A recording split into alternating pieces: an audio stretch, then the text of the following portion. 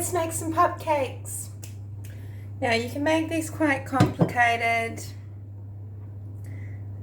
but you really don't need to. They can be extremely simple. Now some dogs might be lactose intolerant, mine isn't. My cat used to be, cats usually are, so bear that in mind. I mean, with a cat, honestly, if you want to make a cat a pupcake or a puss cake, just use the meat like that. I mean, honestly. But for a dog, let's just pretend that it is September and it is dog's birthday. I'm using turkey mince. For yourselves, turkey is really good for the serotonin levels in your bodies.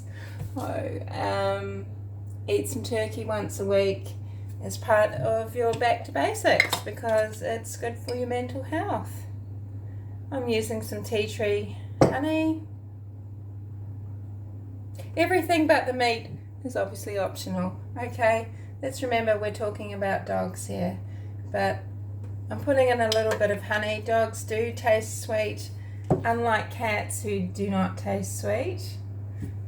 So bear that in mind. I guess. Just having my little morning cup of tea. I've been for my run.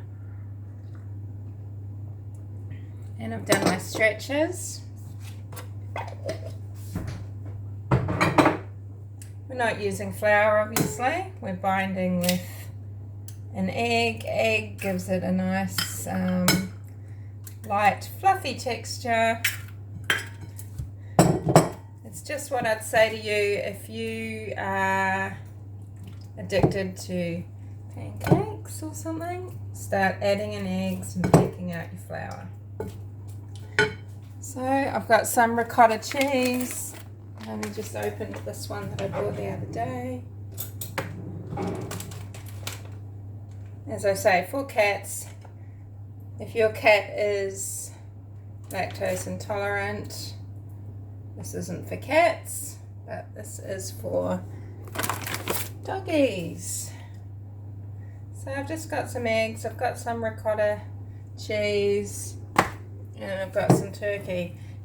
Now, I've never made it quite like this before, but I just wanted to show you one idea that I know will work. And why?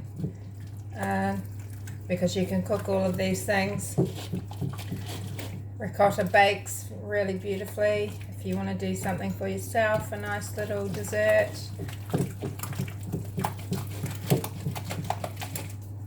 So it looks absolutely disgusting. It's got a really funny, sloppy, slimy texture.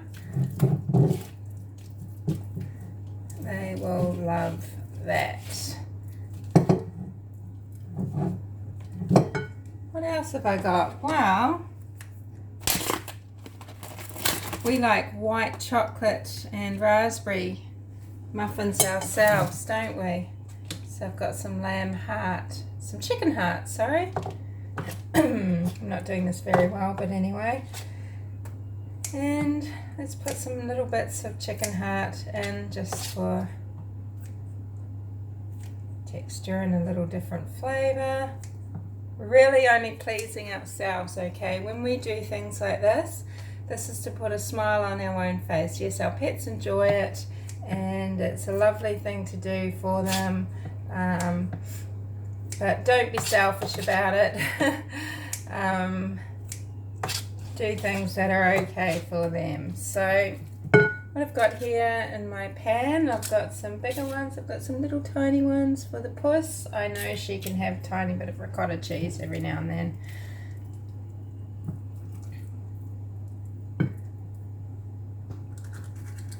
Into the muffin patty cakes. Now you could put coconut oil, you could put some liver. I mean, I used to get very, quite creative with these, with the toppings. I do make lots of different looks with the toppings, and I'd use, you know, yeast flakes to make it yellow and sparkly. I'd use little tiny bits of liver to make it look like chocolate chip.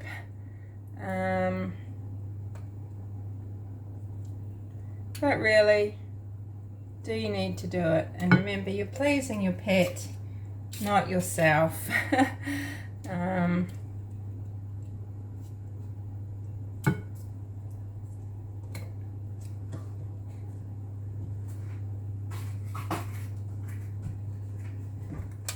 Other things you might top with,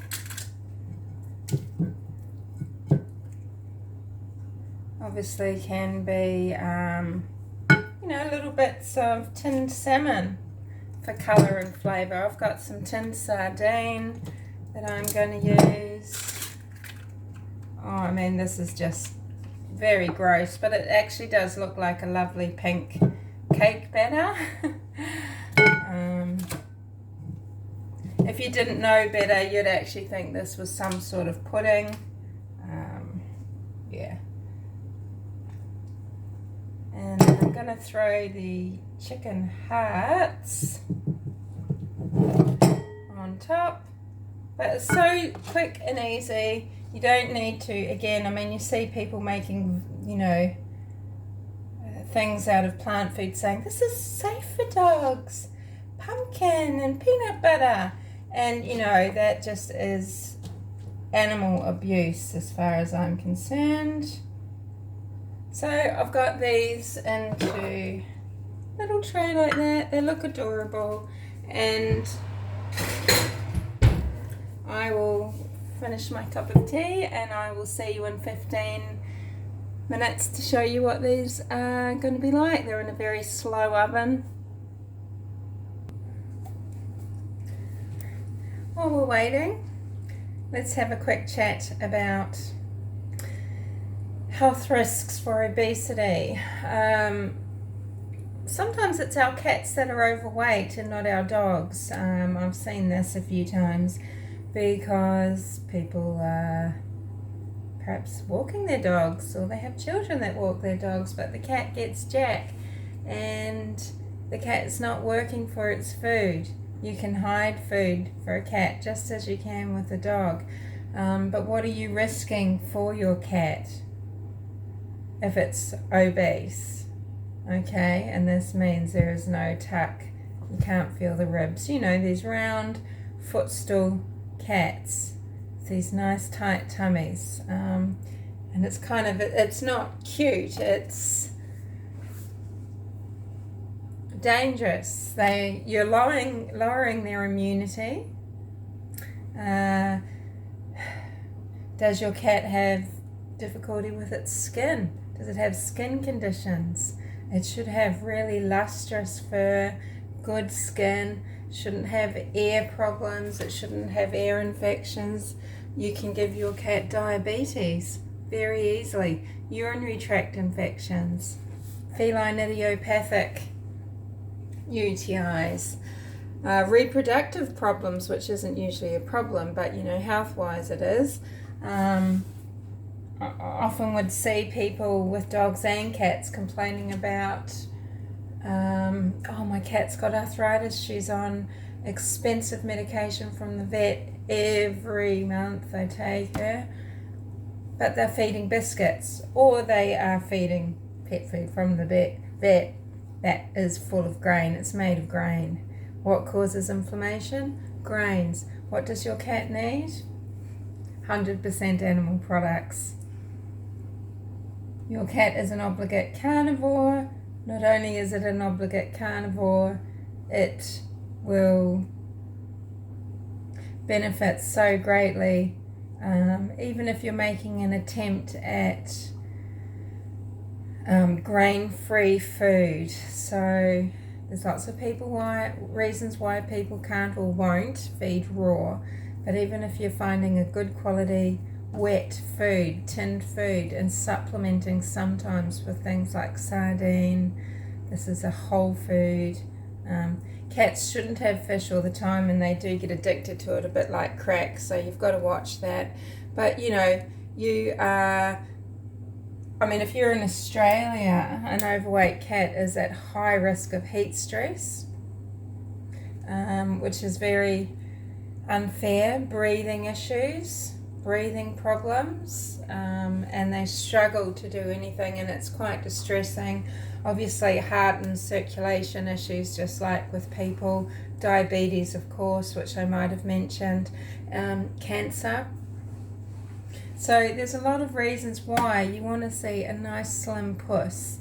The little dangly flappy skin with a little bit of fat in it under the belly, coming off the belly there, that isn't unhealthy like you might imagine. It's the visceral fat, just like in a human being, where they've got this tight round tummy, it's tight, and all the fat is inside in the organs, and it's extremely unhealthy. So you know, not only changing what you feed, it's just like with you and I. I mean, I would struggle. I've never lost weight eating fruit and vegetables, or I've never been pain-free, IBS-free eating fruits and vegetables. I've never had a pain-free menstruation when I was younger, eating fruits and vegetables and grains. It's not going to happen. And to your carnivore cat and dog, what the hell, you've got no excuse, and you need to transition them back onto their natural diet if they're not on one, and there's ways you can do that slowly and carefully, and you owe it to them. And you know, you know what works quantity wise,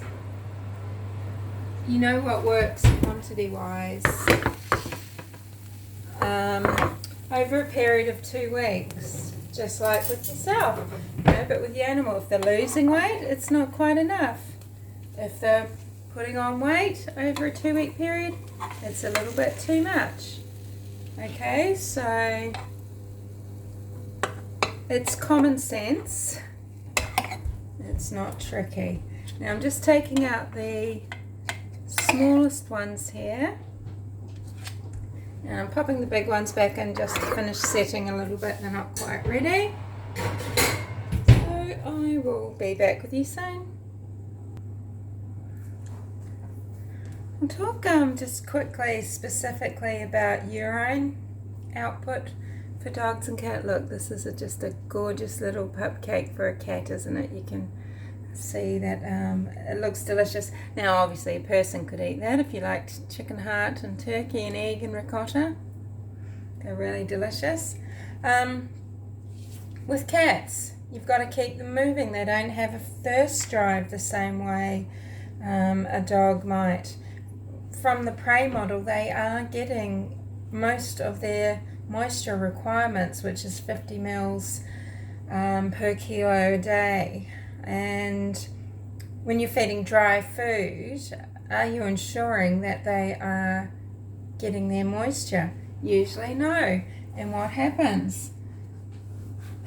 Cats end up with urinary tract issues, and it's quite brutal, especially for boy cats. And this is extremely unfair and completely unnecessary. So at least feeding canned food, or moist food like sardines here. Whoa, I've got these John Wester's best ones here. They were so expensive, but they didn't have any of the others. Normally I'd just get Brunswick and spring water, or in a pinch just the ones that are the supermarket brand.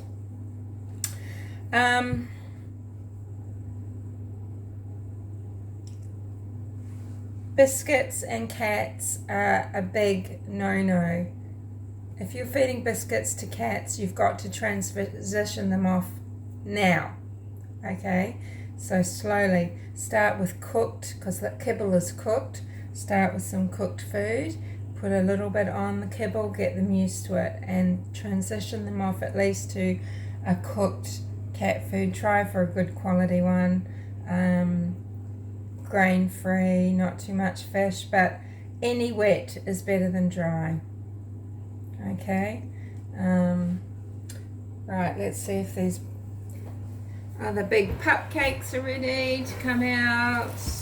Look at that, aren't they beautiful?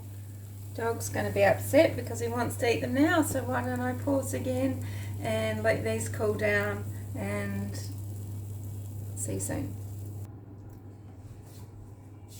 Hey!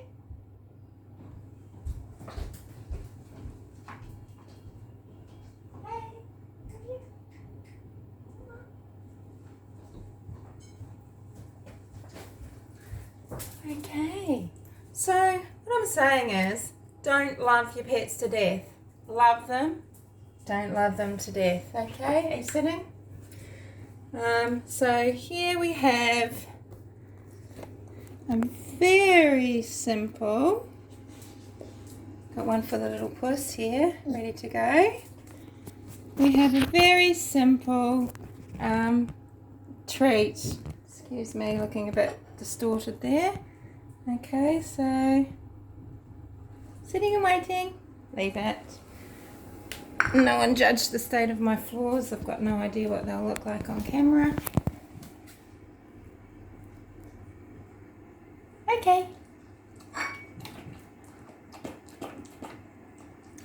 Yes, I think that would be a successful birthday dish. He could have all his little doggy friends over and you can make them some cupcakes and feel good about what you're treating them with.